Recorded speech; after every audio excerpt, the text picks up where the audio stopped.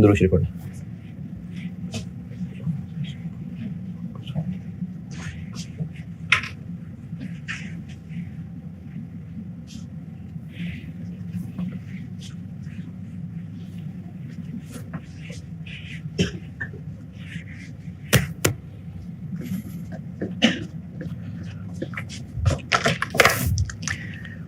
Deferred tax की recognition के हवाले से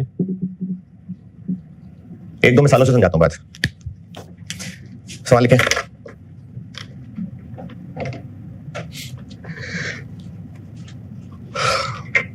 on first July 2022 on 1 July 2022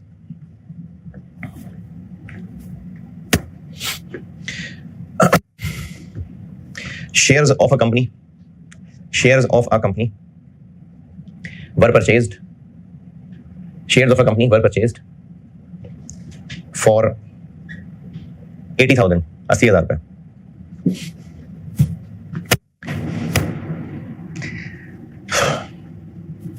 accounting year जनवरी से दिसंबर है। अकाउंटिंग ईयर जनवरी से दिसंबर।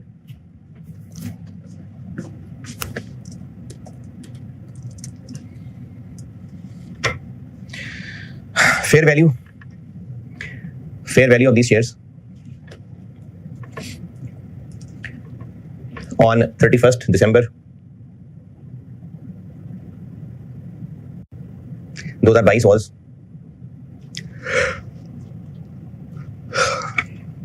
कितने के खरीदे थे? 94,000 and it was increased to 100,000 on 31 December 23।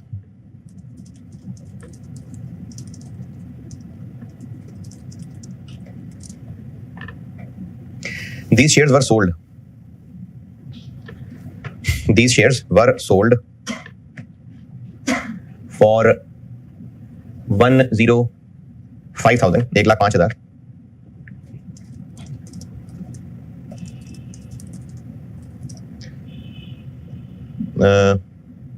on 30th April 2024।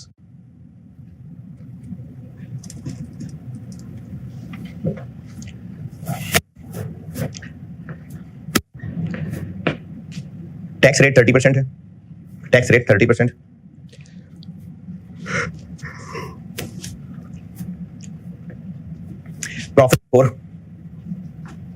Profit before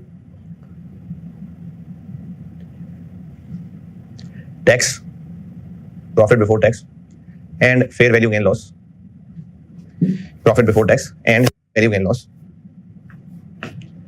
was 200,000 every year। हर साल 2 लाख रुपए प्रॉफिट है।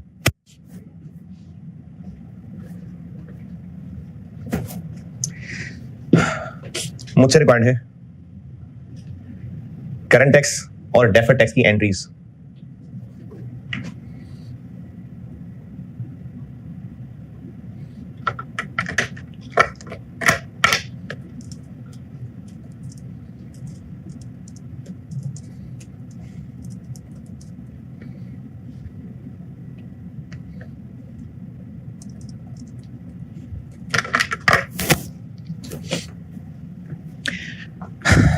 By default fair value through P&L के fair value through OCI investment इन शेयर्स डिफॉल्ट कैटेगरी क्या होती है? P&L। फिर भी चलें लिख लें सवाल में कि ये investment fair value through P&L classified है।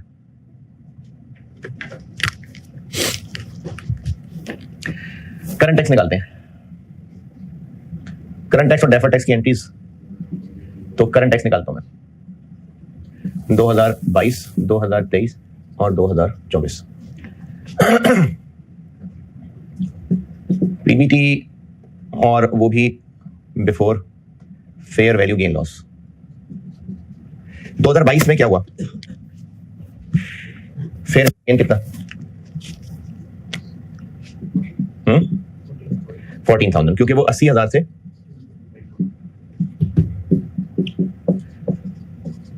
अच्छा बेशक आप इसको करंट टैक्स की वर्किंग में पीबीटी से शुरू करते हैं, लेकिन आपको बस जाना तो मैंने उस गिवन प्रॉफिट से शुरू कर लिया। 2022 में कितना फेयर वैल्यू गेन? 14,000। 2023 में 94 से उसको 1 लाख पे ले गए और फिर 2024 में फाइनली बिक गया और 5,000 का और गेन दे गया। तो पीबीटी बन गया 214, 206 और 205। ये पीबीटी हो गया। ये सवाल में जरूरी नहीं कहा जाए, बाय डिफॉल्ट टैक्सेशन पर्पसेस के लिए ये फेयर वैल्यू के गेन लॉस, इंपेयरमेंट लॉस ये नहीं होते अलाउ। तो टैक्स पर्पसेस के लिए अलाउ नहीं है। तो टैक्स प्रॉफिट निकलने के लिए क्या करें, इसको रिवर्स कर दें। तो फेयर वैल्यू गेन जब रिवर्स कर देंगे तो बात फिर वापस 2 लाख पे आ जाएगी।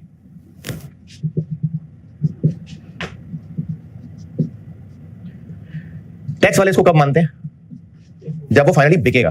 तो टैक्स पर्पसेस के लिए जब ये शेयर्स फाइनली बिके तो कितना प्रॉफिट देंगे, 25,000। तो टैक्स के मुताबिक जो टैक्स गेन ऑन डिस्पोजल है वो 25,000 है। चलें जी, टैक्स प्रॉफिट बन गया 2 लाख, 2 लाख और 2,25,000। ये हो गया टैक्स। और करंट टैक्स 60,000, 60,000, 67,500, 67,500।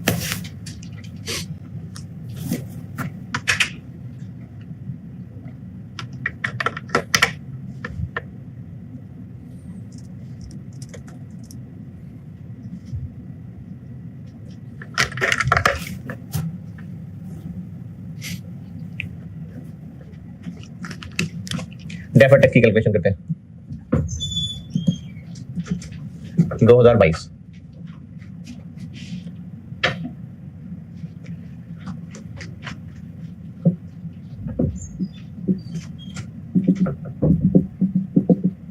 जी, ये इन्वेस्टमेंट 2022 में कितने की आ रही होगी, 2022 में ये कितने पे आ रही है, 2022 ईयर एंड पे कितने पे पहुंच गई, 94। तो कैरिंग अमाउंट हो गई 94। टैक्स बेसिस की कॉस्ट ही है वो 80, 14,000, 30%, 4200। फिर 2023 आया, तब इसकी कैरिंग अमाउंट क्या हो गई, 1 लाख। टैक्स बेस अभी भी वही 80,000 है, 20,000, 6,000। और 2024 में इन्वेस्टमेंट ही बिक गई तो एचडी नहीं रह गया, तो फिर उसकी कैरिंग अमाउंट टैक्स बेस भी 0 हो गई। तो इसलिए इसको टेम्पररी डिफरेंस कहते हैं। डिफरेंस कहां खत्म हो गया, टेम्पररी डिफरेंस। अगर हम डेफर्ड टैक्स लायबिलिटी का टी अकाउंट बनाएं तो 2022 में बीडी तो 0 है, सीडी चाहिए 4800, तो फिर टैक्स एक्सपेंस आ जाएगा 4200। 2023 में बीडी हो गया 4200, सीडी हो गया 6000 और अब हमें यहां पर टैक्स एक्सपेंस मजीद चाहिए 1800।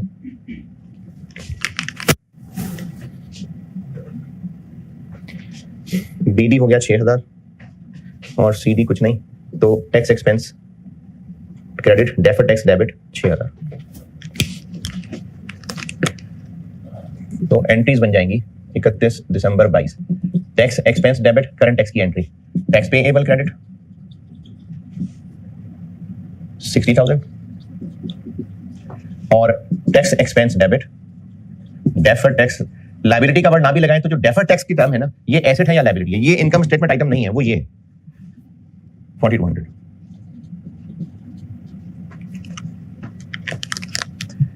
इकतीस दिसंबर 23 टैक्स एक्सपेंस डेबिट और टैक्स पेएबल क्रेडिट 60,000 और deferred tax 1800। Tax expense debit और डेफर्ड टैक्स क्रेडिट 1800।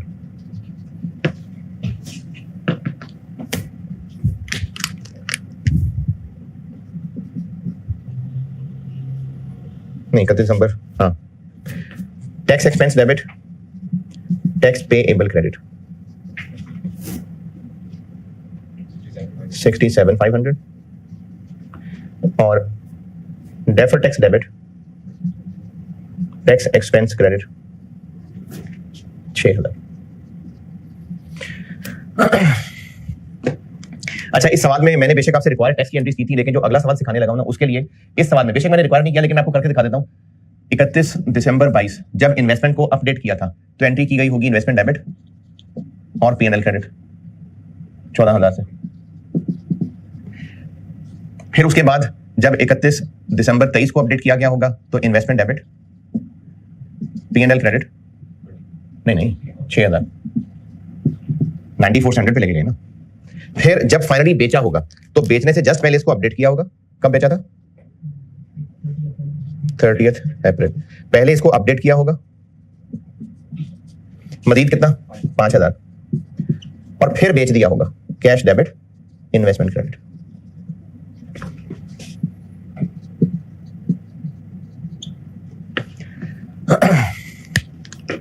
अच्छा, अब ना यहां पर डेफर्ड टैक्स, वो जो मैंने कॉन्सेप्ट पहले दिन किया था डेफर्ड टैक्स का, वो समझाता हूं और फिर ओसीआई वाला सवाल कराता हूं। पहले सिर्फ कॉन्सेप्चुअली देखते हैं, यहां तक नोट करने, फिर डेफर्ड टैक्स का कॉन्सेप्ट।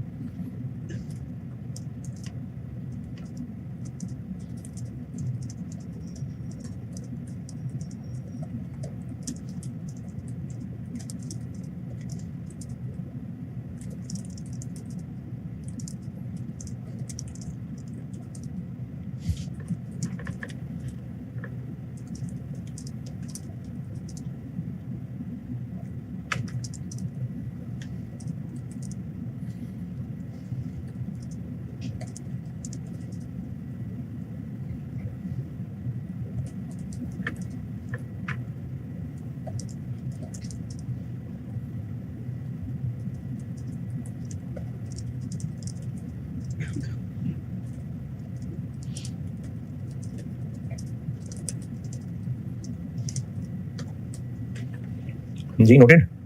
अच्छा, आप इसमें ना वही डेफर्ड टैक्स का कॉन्सेप्ट एक बार दोबारा बताता हूं कि कॉन्सेप्चुअली डेफर्ड टैक्स क्यों आना चाहिए था। हमने टोटल 3 साल में मिला के प्रॉफिट एंड लॉस में कितना गेन रिकॉर्ड किया अपनी बुक्स में? 25। टैक्स वालों ने कितना? 25। तो टाइमिंग का फर्क है ना। हम उसको हर साल की फेयर वैल्यू अपडेशन की वजह से फेयर वैल्यू गेन कह रहे थे, यानी हम इस पूरे 25,000 को 3 साल पे फैला रहे थे, और टैक्स वालों ने सारा का सारा बेचते हुए ही टैक्सेबल किया। तो टाइमिंग का डिफरेंस है। कॉन्सेप्चुअली डेफर्ड टैक्स बनना चाहिए। पहले साल हमने 14,000 रुपए का गेन माना, टैक्स वालों ने फिलहाल नहीं माना, लेकिन हम तो उसको मान रहे हैं ना। तो इस 14,000 से रिलेटेड टैक्स 22 में आना चाहिए ना। कितना? जो 14,000 पे बनता है वो हम ले आए। फिर 2023 में हमने मजीद 6,000 का गेन माना, टैक्स वालों ने फिलहाल नहीं माना, वो आगे है। तो इस पे कॉन्सेप्चुअली टैक्स बनना चाहिए, मजीद बनना चाहिए। 6,000 पे कितना? 1,800 हम खुद ले आए। और अब जब ऑफिशियली वो सारा का सारा करंट टैक्स के नाम, तो वो जो हमने उसकी सीट रखी हुई थी डेफर्ड टैक्स क्या कि वो सीट उठा ली। देखें इधर एंट्रीज में दोबारा देखें, इस साल में जितना टैक्स गवर्नमेंट ने लिया उसमें उस 14,000 के ऊपर भी टैक्स है नहीं, तो हम खुद साथ ले आए। दूसरे साल में उस 6,000 पे टैक्स है नहीं, हम खुद साथ ले आए। लेकिन तीसरे साल में गवर्नमेंट ने वो सारा टैक्स इकट्ठे करंट टैक्स के नाम से चार्ज कर दिया। तो अब वो जो सीट रखी हुई थी हमने, जब करंट टैक्स पहुंच गया तो वो सीट हमने उठा ली। ये जो सीट वाली बात कर रहा हूं, ये हमने करंट टैक्स के आने से पहले डेफर्ड टैक्स से सीट कवर कर ली थी, मल ली थी। जब करंट टैक्स आ गया तो हमने डेफर्ड टैक्स को सीट से उठा लिया। तो डेफर्ड टैक्स कॉन्सेप्चुअली इस पे बनना चाहिए, क्योंकि हम भी ओवर 3 इयर्स 25,000 गेन ला रहे हैं और वो भी 25,000 तीसरे साल में ला रहे हैं। टाइमिंग का फर्क, और हमारा जो IAS 12 का प्रोसीजर है उससे ये कॉन्सेप्ट पूरा हो भी रहा है। यहां तक ओके। अगला सवाल लिखें, सेम सवाल, सेम रिक्वायरमेंट, बस फर्क ये है कि investment is classified as fair value through OCI।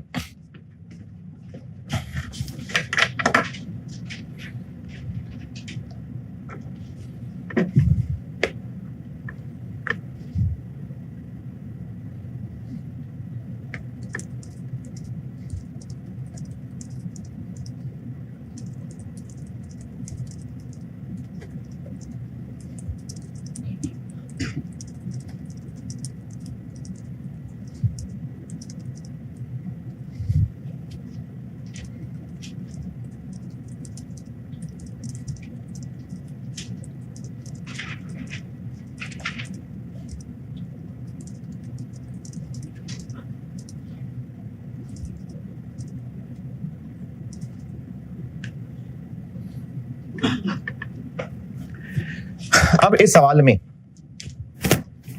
Fair value through OCI आ गया, क्या क्या फर्क पड़ेगा? जो फेयर वैल्यू गेन लॉस है वो अब हम पीएनएल में लाएंगे नहीं, तो जब पीएनएल में लाएंगे ही नहीं तो उसको रिवर्स भी नहीं कर रहे होंगे।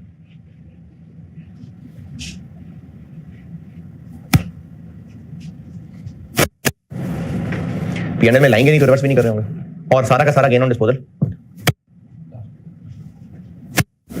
क्योंकि हम तो उसको हर साल के एंड पे फेयर वैल्यू थ्रू ओसीआई में ले जाते थे और उसके बाद बेचते हुए भी अपडेट किया था, दोबारा से ओसीआई में ले गए थे। तो करंट टैक्स तो यही रहेगा। डेफर्ड टैक्स की वर्किंग, ये टी अकाउंट नहीं, ये इधर सेम रहेगी, चेंज हो जाएगी। Investment classified fair value through PNL हो चाहे फेयर वैल्यू थ्रू ओसीआई हो, ईयर एंड पे किस पे करना है? फेयर वैल्यू पे ही ना, तो वो तो यही रहेगी। तो ये चीज भी ऐसे ही रहेगी, ये करता हूं चेंज भी। तो करंट टैक्स की वर्किंग भी यही रहेगी, डेफर्ड टैक्स की ये नहीं, ये वर्किंग भी ऐसे ही रहेगी। कॉन्सेप्चुअली बात करते हैं।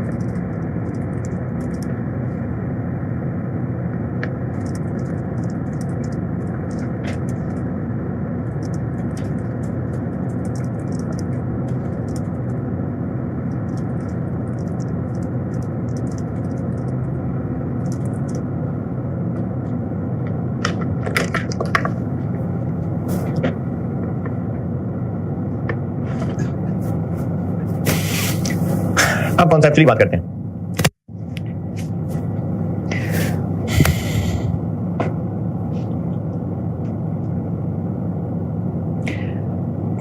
ये जो गेन लॉस है ये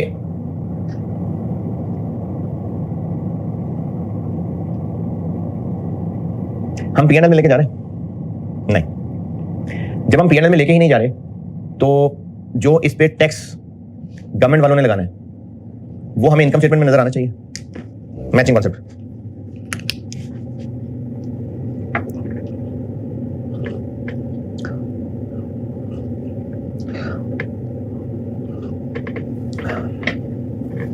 दोबारा सुने, ये डिफरेंस क्यों आ रहा है? क्योंकि हम इसको फेयर वैल्यू पे अपडेट करके गवर्नमेंट ने नहीं किया, तो हमने क्या इस 14,000 के गेन अपनी इनकम बनाया है या ओसीआई में ले गए? पीबीटी में तो नहीं डाला ना, तो फिर इस पे पड़ने वाला डेफर्ड टैक्स टैक्स एक्सपेंस में आना चाहिए नहीं, तो इसलिए इस पे पड़ने वाला डेफर्ड टैक्स टैक्स एक्सपेंस में भी नहीं आएगा।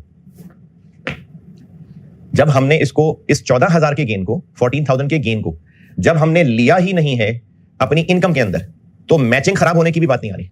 पहले हम लोगों ने यहां पर बैलेंस का टैक्स डेफर्ड टैक्स के नाम से क्यों बना दिया था?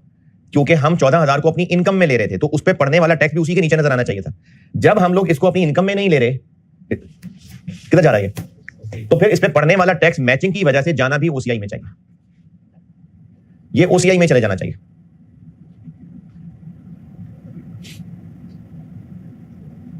क्योंकि हम डेफर्ड टैक्स अब तक मैचिंग करवा रहे थे ना, तो मैचिंग की वजह से ये टैक्स भी वहीं जाएगा जहां जिस आइटम जिसकी वजह से टैक्स पड़ रहा है वो आइटम जा रही है। अब तक हम जितने सवाल कर रहे थे ये डिफरेंस क्यों आ रहा था? डेप्रिसिएशन कम ज्यादा की वजह से, राइट ऑफ यूज की डेप्रिसिएशन, लीज पेमेंट का इंटरेस्ट, यानी ये डिफरेंस सारा का सारा उन आइटम्स की वजह से आ रहा था जो टैक्स और अकाउंटिंग के दरमियान इनकम एक्सपेंसेस की टाइमिंग का था। तो इसीलिए डेफर्ड टैक्स भी इनकम स्टेटमेंट में शो कर रहे होते हैं। लेकिन अभी मैंने आपको एक आइटम ये बताई है और अभी आपको करंट टैक्स में बता दूंगा। अभी आपको आइटम ये बताई है कि जिसकी वजह जो 14,000 का फेयर वैल्यू गेन है, जब वो fair value gain income statement में ही नहीं जा रहा, तो उस पर पड़ने वाला टैक्स भी इनकम स्टेटमेंट में नहीं आना चाहिए। तो जहां वो आइटम रिकॉग्नाइज होगी उस पर पड़ने वाला टैक्स भी उससे मैच करने के लिए वहीं जाएगा। अगर वो आइटम इनकम और एक्सपेंस है तो उस पर पड़ने वाला डेफर्ड टैक्स इसलिए आज तक इनकम स्टेटमेंट में जाता था। लेकिन अगर वो आइटम जिसकी वजह से टैक्स पड़ रहा है वो इनकम स्टेटमेंट में नहीं जा रही, ओसीआई में जा रही है, तो फिर इस एंट्री में टैक्स एक्सपेंस डेबिट की जगह वो आइटम डेबिट हो, ओसीआई डेबिट हो। टैक्स एक्सपेंस की जगह फिर ओसीआई डेबिट होगा। मैचिंग सिंपली ये याद रख लें कि जिस आइटम की वजह से डेफर्ड टैक्स अराइज हो रहा है, जहां वो आइटम जाती है टैक्स भी वहीं चार्ज होगा। अब इसको हैंडल करने के दो तरीके हैं। मैं पर्सनली एक तरीका रिकमेंड करता हूं, लेकिन अगर आपको दूसरा भी आसान लग रहा है तो दूसरा कर लें, कोई मसला नहीं है। मैं जो पर्सनली रिकमेंड करता हूं और अच्छा चल जाता है वो तरीका, वो ये है कि जब आप फेयर वैल्यू गेन की ओसीआई में ले जाने वाली एंट्री करने लगे, अगर IFRS 9 के मुताबिक देखें तो ये एंट्री क्या होनी चाहिए? Investment debit, fair value reserve credit, fair value reserve credit OCI। इसी तरह यहां भी ऐसे ही होना चाहिए, फेयर वैल्यू रिजर्व OCI। यहां भी ऐसे ही होना चाहिए, fair value reserve OCI IFRS 9 के मुताबिक। लेकिन मैं कह रहा हूं कि इस आइटम का डेफर्ड टैक्स भी उसी आइटम में के साथ मैच होना है। तो अगर वो आइटम इनकम स्टेटमेंट में जाने वाली है तो इसलिए आज तक डेफर्ड टैक्स इनकम स्टेटमेंट में जाता था, और अगर वो आइटम OCI में जाने वाली है तो उसका टैक्स भी फिर OCI में जाएगा। इसका एक हल ये भी हो सकता है कि इस वाली एंट्री में टैक्स एक्सपेंस डेबिट की बजाय OCI डेबिट कर लें, टैक्स एक्सपेंस की जगह OCI डेबिट कर लें, टैक्स एक्सपेंस की जगह OCI क्रेडिट कर लें। ये भी हो सकता है और बिल्कुल ठीक है तरीका। और ये भी हो सकता है कि आप इस एंट्री के वक्त ही, इससे कैलकुलेशन में थोड़ी आसानी हो जाती है, इस एंट्री के वक्त ही इस फिगर को नेट ऑफ टैक्स कर दें। इसको नेट ऑफ टैक्स करेंगे 70% क्या बनेगा, और साथ ही इसके डेफर्ड टैक्स क्रेडिट कर दें। इसी तरह यहां 6000 क्रेडिट करना था, उसको नेट ऑफ टैक्स कर दें और साथ ही डेफर्ड टैक्स कर दें। ये वाला 4200 नहीं है। यहां पर हमने कितना फेयर वैल्यू रिजर्व OCI में क्रेडिट करना था? 5000। अभी ही इसको नेट ऑफ टैक्स कर दें और फिर साथ ही यहां पर डेफर्ड टैक्स क्रेडिट कर दें।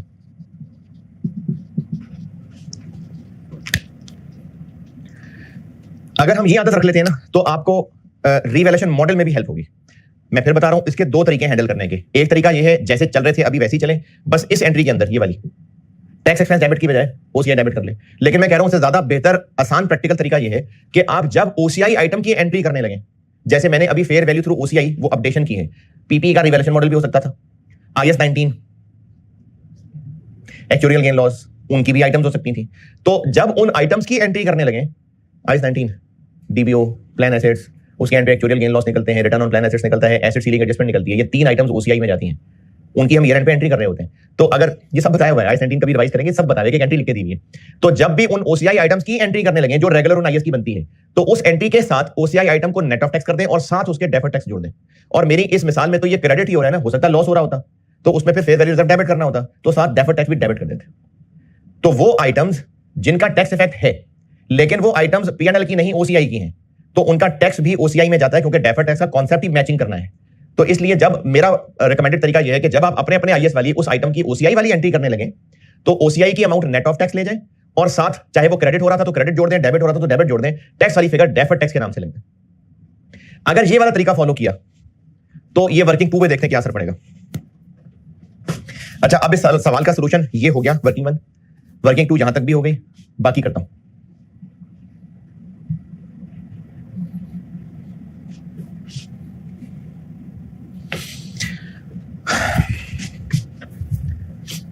साल के एंड पे सबसे आखिरी काम हम डेफर्ड टैक्स की वर्किंग कर रहे होते हैं, सबसे आखिरी करंट टैक्स भी करने के बाद। अब हमने ये BD/CD तो लिख दिया, लेकिन साल के दौरान हमने डेफर्ड टैक्स इस मेहनत के अलावा भी कहीं डेबिट क्रेडिट किया हुआ,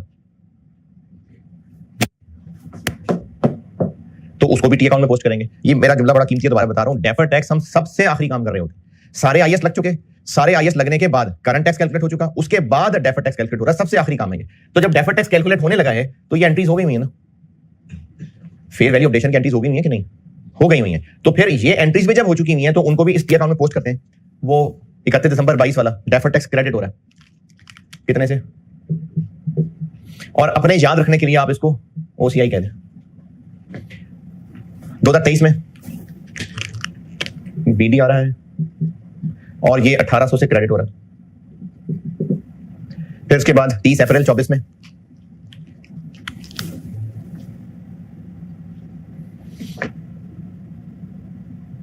अप्रैल 24 में क्या हो रहा है, 1500 से और क्रेडिट हो रहा है।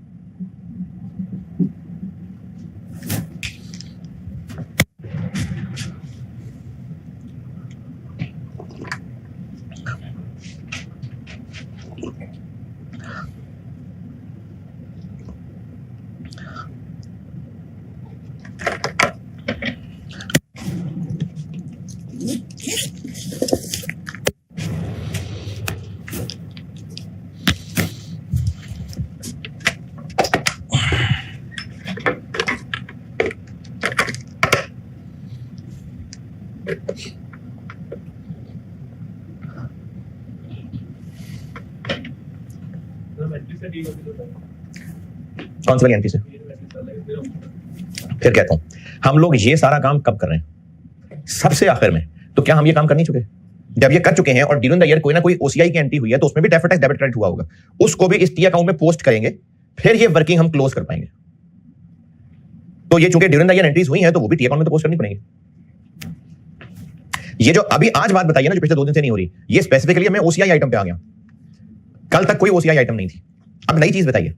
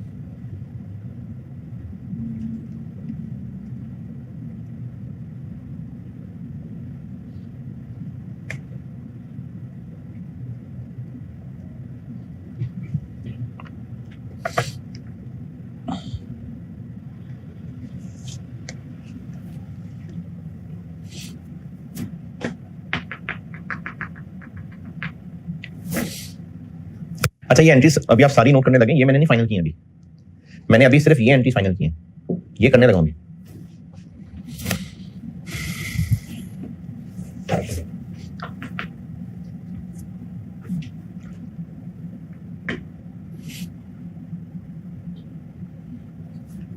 अब हम ये वाला सारा काम कब कर रहे हैं?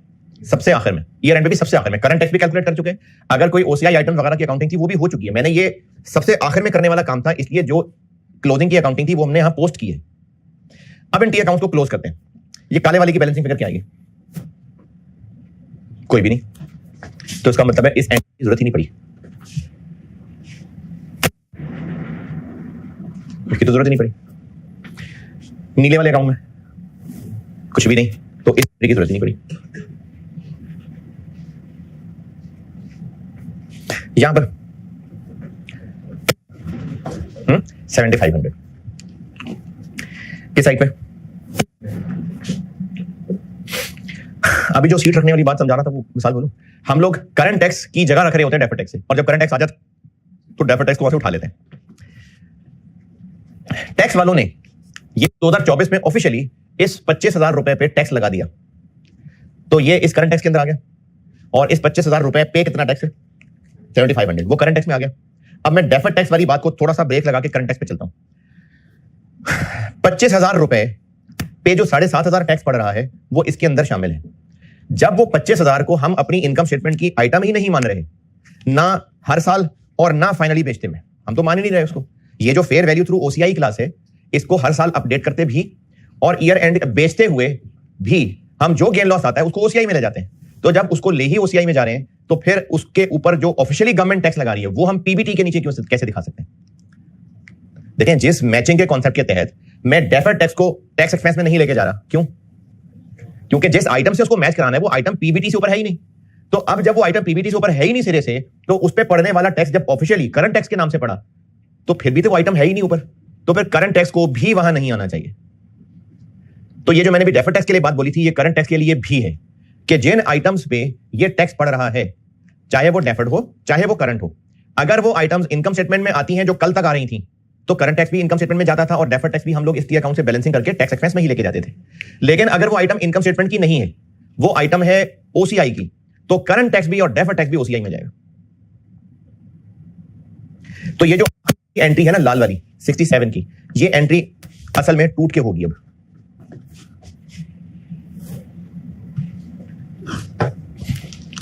गवर्नमेंट को ऑफिशियली पैसे देने कितने होंगे? तो टैक्स पेबल तो तरह से क्रेडिट होगा, लेकिन अब तक जो हम इस एंट्री में टैक्स एक्सपेंस डेबिट करते थे, अब टैक्स एक्सपेंस में डेबिट 67 नहीं जाएगा, 60 जाएगा, क्योंकि जो बाकी 7,500 करंट टैक्स है वो ओसीआई में जाएगा।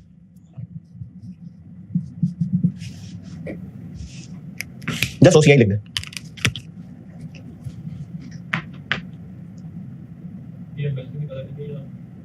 ये उस आइटम के ऊपर, उस पर्टिकुलर आइटम के ऊपर, बैलेंसिंग नहीं, उस पर्टिकुलर आइटम के ऊपर। ये 7,500, ये 7,500 नहीं है, ये मैंने करंट टैक्स में, मैंने इसलिए ना बाकी आइटम्स डाली नहीं ताकि बड़े आराम से पता चल जाए।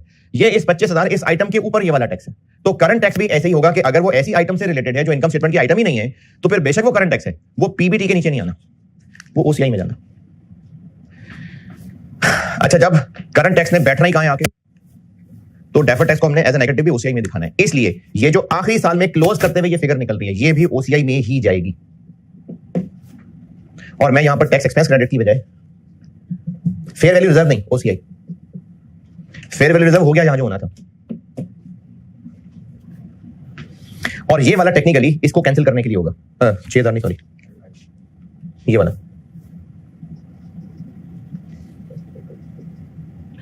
ये वाली फिगर, ये इस टी अकाउंट की वाकई ही बैलेंसिंग फिगर, ये एंट्री पोस्ट करते हुए आ रही थी और बैलेंसिंग फिगर कोई बन नहीं रही थी, ये वाकई बैलेंसिंग फिगर है।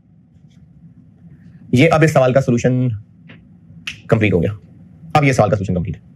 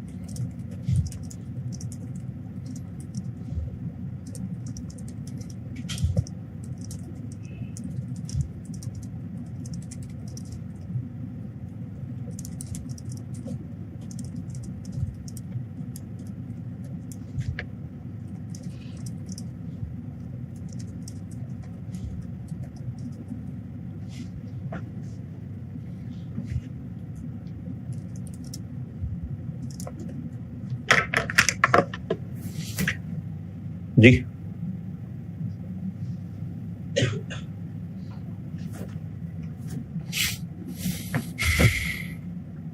अच्छा, ये जो आखिरी वाली चीज ये की है ना, ये खास फेयर वैल्यू थ्रू ओसीआई वाले के लिए ही है, शेयर्स के लिए। रिवैल्यूएशन में भी अगर पीपी का रिवैल्यूएशन मॉडल होगा तो भी इसकी जरूरत नहीं पड़नी, कोई भी और आइटम होगी उसकी जरूरत नहीं पड़नी। ये काम स्पेशली ये fair value through OCI shares की इन्वेस्टमेंट के लिए ही है, डिवेंचर्स वाले के लिए भी नहीं है। ये खास fair value through OCI shares वाले के लिए है। आखिर में आके ये इधर आना, ये गिनती की ना 2-3 चीजें हैं, जिनमें से एक ये है कि जिसपे करंट टैक्स भी ओसीआई के अंदर जा रहा है, वरना नॉर्मली करंट टैक्स तो टैक्स एक्सपेंस है, लेकिन वो भी देखिए ओसीआई में जा रहा है। तो गिनती की 2-3 चीजें ये है, एक आईएफआरएस 2 से रिलेटेड एक चीज है, और मेरे ख्याल 2 ही है।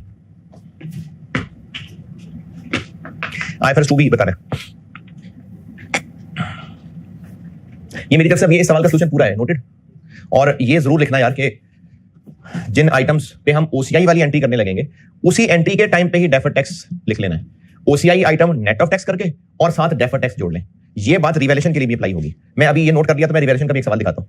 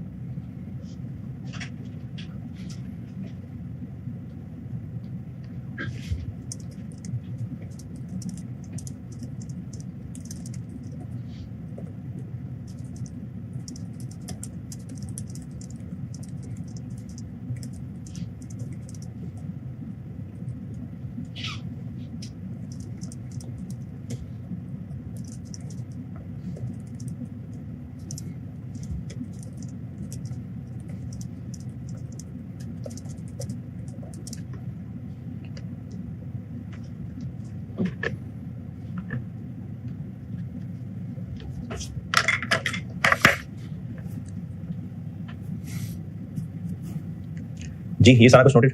अच्छा अब एक सवाल करा देता हूं रिवैल्यूएशन का और फिर कन्वर्टेबल का।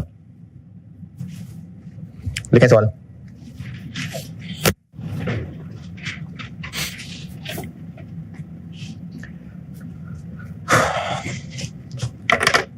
रिवैल्यूएशन का 2 साल का बहुत है, इसमें तो 3 साल का इसलिए क्योंकि आपको ये शक्ल भी दिखानी थी। रिवैल्यूएशन के लिए 2 साल बहुत है।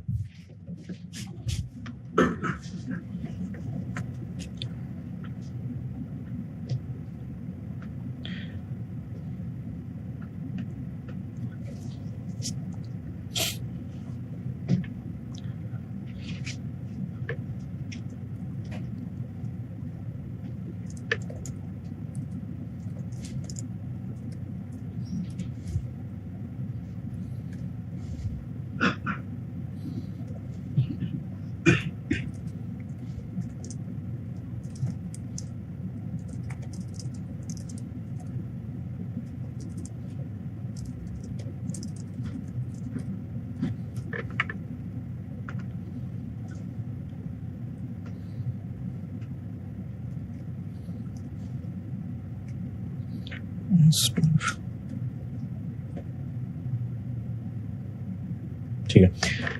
कॉस्ट ऑफ प्लांट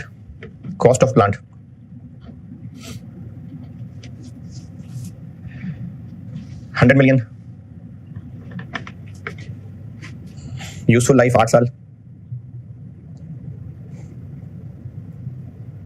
और अकाउंटिंग ईयर जनवरी से दिसंबर, डेट ऑफ परचेज 1 जनवरी 22। ये मैंने ये जो अभी मिसाल लिखाई है, जो अभी दिखा रहा हूं, फिर कन्वर्टेबल की बात, ये मैंने रिकग्निशन की हेडिंग दी है, ठीक है। फिर मैं आपको बुक से पढ़ाता हूं। क्या लिखा? 1 जनवरी 22। टैक्स डेप्रिसिएशन है 25% रिड्यूसिंग बैलेंस,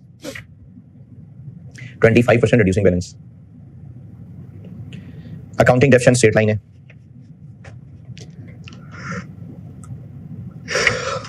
टैक्स रेट है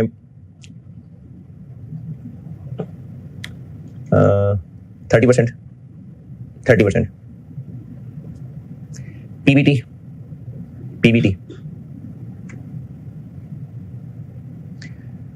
2022 का 120 मिलियन और 2023 का 160 million. Plant was revalued as follows. Tax rate बता दिया। Plant was revalued as follows. 31 दिसंबर 22 को 108.5 मिलियन और 31 दिसंबर 23 69 मिलियन। मुझसे रिक्वायर्ड है 2022 और 23 की सारी एंट्रीज।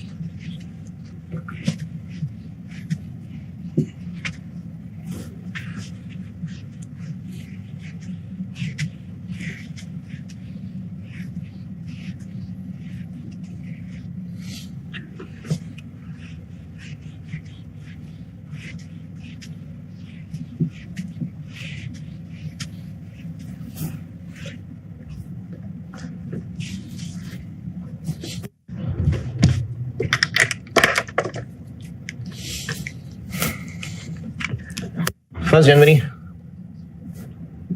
22 को प्लान डेबिट कैश क्रेडिट 100। फिर 31 दिसंबर 22 को डेप्रिसिएशन डेबिट एक्यूमुलेटेड डेप्शन क्रेडिट कितना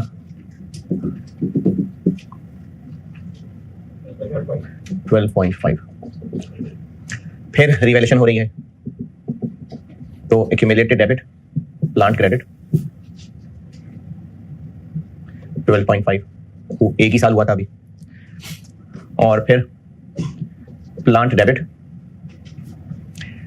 कहां तक पहुंचाना है इसको 108.5 कितना बढ़ाना है 21। अभी पिछले सवाल में बात सिखाई थी कि अब हमने इसको रिवैल्यूएशन सरप्लस क्रेडिट करना था और बेशक ये कैश में होता है सीफैप में इतना ज्यादा ये नहीं है, लेकिन ये जो रिवैल्यूएशन सरप्लस है ना ये तो अकाउंट का नाम है। ये 21 मिलियन बहरहाल गेन है, ये स्टेटमेंट ऑफ होगा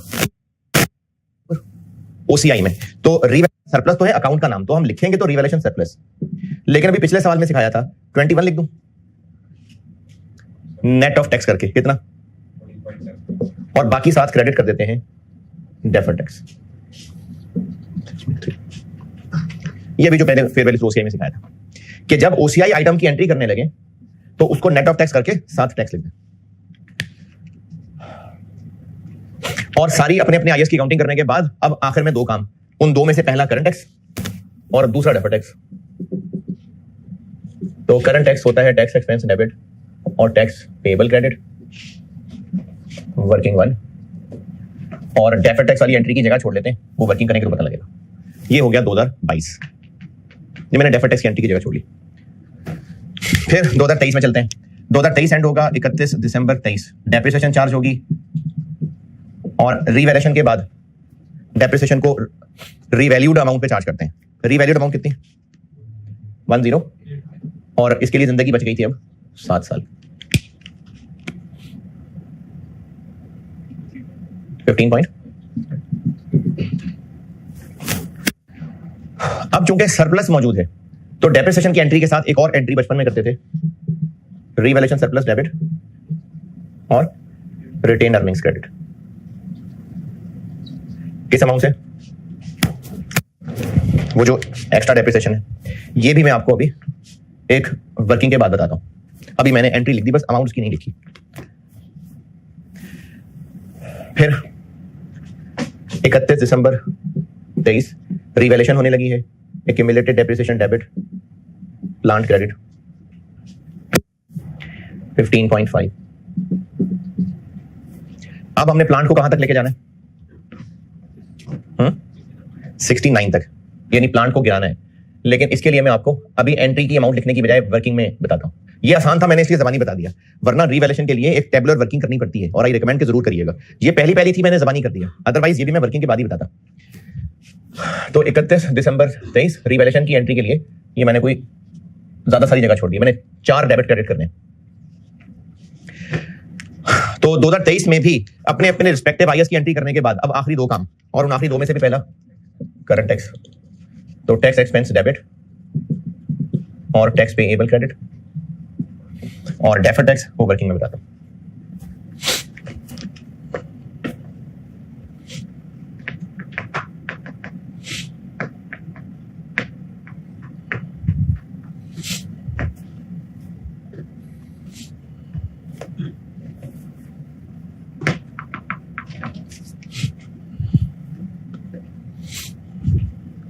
यहां तक नोट करें, फिर वर्किंग करता हूं।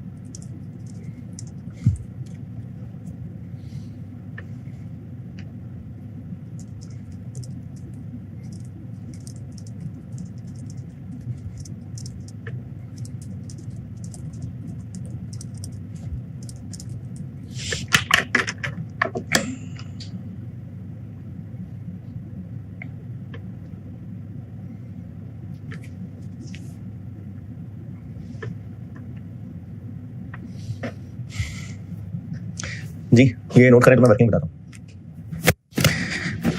इससे पहले सीफैब में मुझे नहीं लगा पड़ता कि कभी इसकी नौबत आई हो, तो मैंने सीफैब में तो रिवाइज नहीं करवाई। बहरहाल बहुत बचपन में जब आपने कभी रिवेलेशन मॉडल की कैलकुलेशन की हो तो एक टेबुलर वर्किंग होती है, इसको मैं वर्किंग 2 कह दूंगा। करंट टैक्स को वर्किंग 2 कर लेंगे। रिवेलेशन की एक टेबुलर वर्किंग होती है। डेट थोड़ी सी अंग्रेजी, एसेट का कॉलम, सरप्लस का कॉलम और पीएनएल का कॉलम। और अब चूंकि इसमें टैक्स भी मिक्स हो गया तो ये 2 कॉलम आपने और बनाने आगे, एक टैक्स है और एक सरप्लस नेट का कॉलम। सबसे पहले प्लांट 1 जनवरी 22 को खरीदा, कितने का? 100। 31 दिसंबर 22 डेप्रिसिएशन चार्ज हो गई 12.5, बाकी रह गया 87.5। फिर 31 दिसंबर 22 पे ये हो गया रीवैल्यू,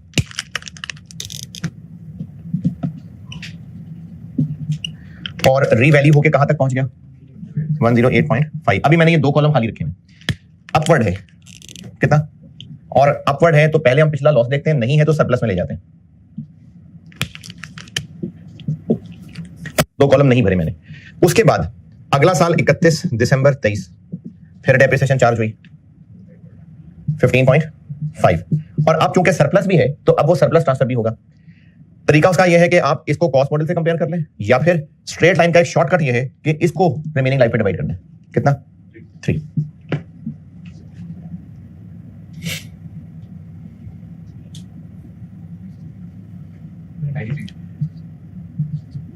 फिर उसके बाद ये दोबारा हो गया रीवैल्यू,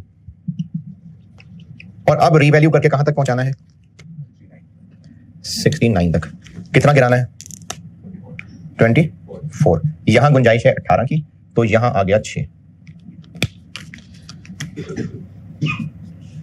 ये बचपन में करते होंगे ये वर्किंग रिवैल्यूएशन की। इसमें बताएं कोई फिगर पूछने तो। ये वर्किंग के बाद आपने ना सरप्लस वाले कॉलम को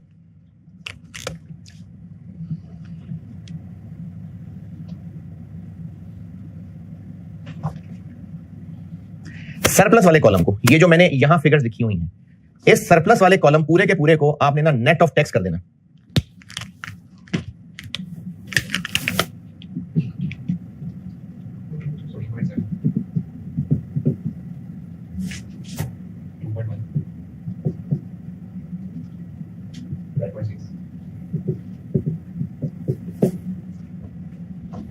आपने सरप्लस वाले कॉलम को उसी का नेट ऑफ टैक्स फिल्टर कर देना।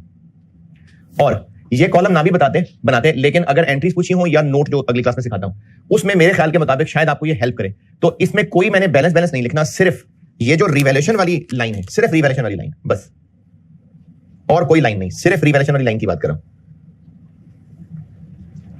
सिर्फ रिवैल्यूएशन वाली। कितना काटा है इसमें से? कितने रुपए? वो यहां लिख दिया मैंने। इसमें से कितना काटा है? 5.4। ये यहां लिख दिया मैंने बस। पहले 3 कॉलम जैसे बनाते थे वैसे ही, ये वाला कॉलम क्या किया? सरप्लस वाले को टैक्स की छल्ली में से गुजार दिया, ये बन गया। और सिर्फ रिवैल्यूएशन वाली लाइन में इसमें और इसमें जो फर्क है वो टैक्स बस। अब यहां से मैं डबल एंट्रीज की अमाउंट बताता हूं। जब हमने रिवैल्यूएशन की एंट्री करनी है, बचपन की बात यह है कि प्लांट डेबिट सरप्लस क्रेडिट, ये वाली सरप्लस डेबिट पीएन और प्लांट क्रेडिट। लेकिन अब अगर IAS 12 मिक्स हो गया तो जहां जहां सरप्लस डेबिट क्रेडिट करते थे वो 2 लाइनों में टूट जाएगा। जैसे बचपन वाला नॉलेज, ये एंट्री क्या बनती है? प्लांट डेबिट सरप्लस क्रेडिट, लेकिन हमने सरप्लस क्रेडिट की बजाय इसको तोड़ देना। सरप्लस इतने से क्रेडिट, डेफर्ड टैक्स इतने से क्रेडिट, ये देख लें। नेक्स्ट वाली एंट्री, अगर IAS 16 तक रहते तो क्या एंट्री होती? Revaluation surplus debit, PNL debit और प्लांट क्रेडिट। अब क्या करें हम? रिवैल्यूएशन सरप्लस 18 डेबिट की जगह ये दो, रिवैल्यूएशन सरप्लस डेबिट और ये रिवैल्यूएशन वाली एंट्री है, तो ब्रैकेट में OCI अच्छा है लिखना 12.6, deferred tax debit 5.4, PNL debit 6 और प्लांट क्रेडिट 24। जब सरप्लस में हम 21 लेके ही नहीं जा रहे, हम लेके ही 14.7 जा रहे हैं।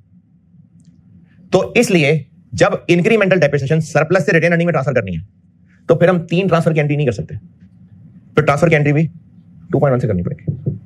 ये बात दोबारा, सरप्लस में कितना जाता, आइए 16 रहता अगर सिर्फ 21, और दोबारा जिंदगी में कभी रिवैल्यू ना होता तो हर साल कितना कितना ट्रांसफर होता जाता, 3, करते करते 7 साल में ये 21 जीरो हो जाता। अब हम सरप्लस में लेके कितना गए, जब हम सरप्लस में 14.7 लेके गए हैं तो हर साल अगर 3 ट्रांसफर करते जाएं तो ये तो 14 से ऊपर निकल जाएगी बात। इसलिए सरप्लस ट्रांसफर की एंट्री भी नेट ऑफ टैक्स अमाउंट से होगी ये। और ये जो सरप्लस ट्रांसफर हो रहा होता है ये कोई ओसीआई आइटम है, ये statement of changes in equity की आइटम है, एक कॉलम से निकल के दूसरे कॉलम में जा रहा होता है। क्या ये ओसीआई में प्रेजेंट होता है? तो चूंकि ये ओसीआई में प्रेजेंट नहीं हो रहा तो यहां पर फिर साथ डेफर्ड टैक्स भी नहीं गुजरना इसके। ये एंट्री ही कितनी अमाउंट से कर देनी है, 3 से 2.1 से।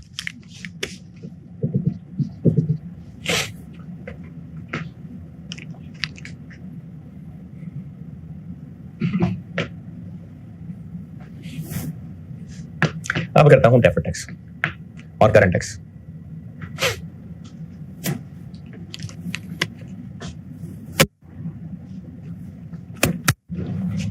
करंट टैक्स इधर कर देता हूं,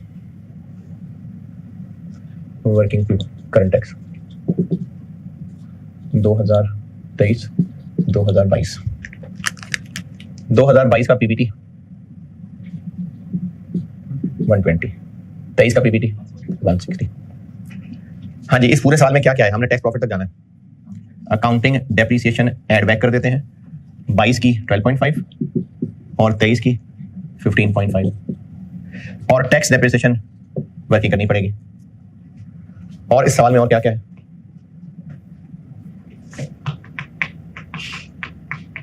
एक तो अकाउंटिंग टैक्स होगी, और ये जो हमने पीएनएल में डाला हुआ है टैक्स वाले इसको लिफ्ट नहीं कराते, तो ये जो लॉस हमने डाला हुआ है रिवैल्यूएशन का ये टैक्स वाले नहीं लिफ्ट कराते, तो ये हमें ऐड बैक करना पड़ेगा। ये निकलेगा पीबीटी और इस पे आएगा करंट टैक्स और वर्किंग 2.1। प्लांट की कॉस्ट जी 100। टैक्स वाले क्या कहते हैं, कितने परसेंट, 25%। फिर 23 की डेप्रिसिएशन 18.75,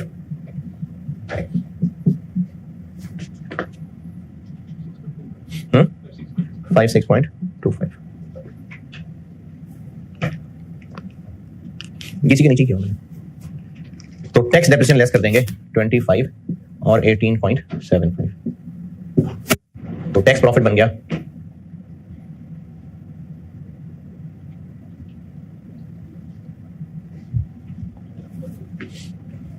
किधर 175।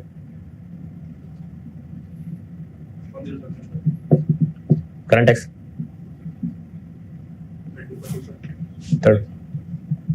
32.25, 48.82।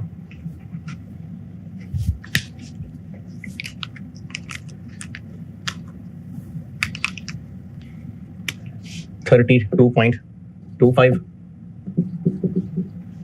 और 48.82।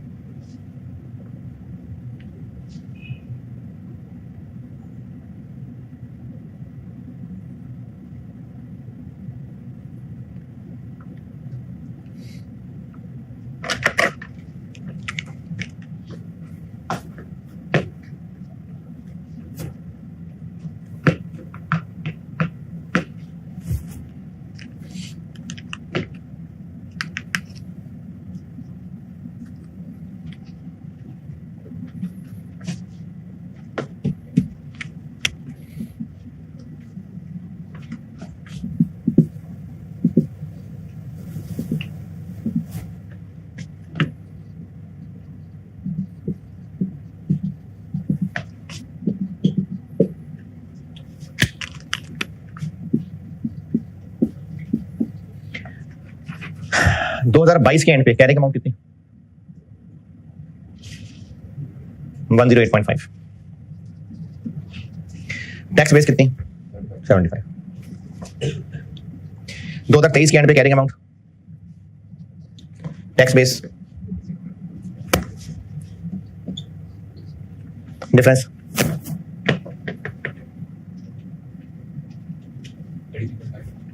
33.5।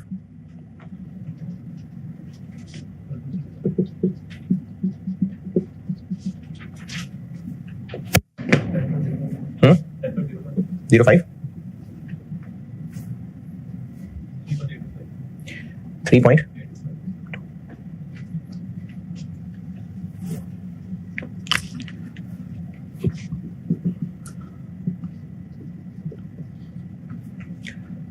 बीडी कोई नहीं है, सीडी रखना है 10.05 और ये हम सबसे आखिर में काम कर रहे हैं। उससे पहले पहले कोई एंट्रीज हुई हैं तो वो पोस्ट कर लेते हैं। ये ओसीआई और एंट्री से नहीं देखना तो यहां से देखना, पॉजिटिव है तो इधर है, नेगेटिव है तो उधर है। अब इसको बैलेंस, ये होगा डेफर्ड टैक्स जो इनकम स्टेटमेंट में आएगा। कितना? 3.7। ये है जो इनकम स्टेटमेंट में आएगा। टैक्स एक्सपेंस डेबिट और डेफर्ड टैक्स क्रेडिट।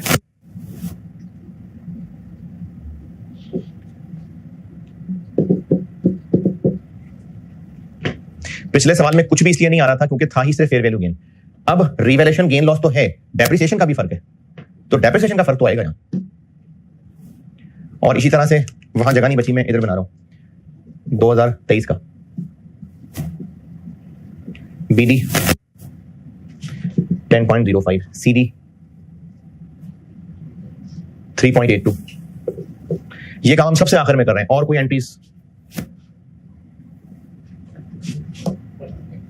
नहीं तो यहां से देख लें,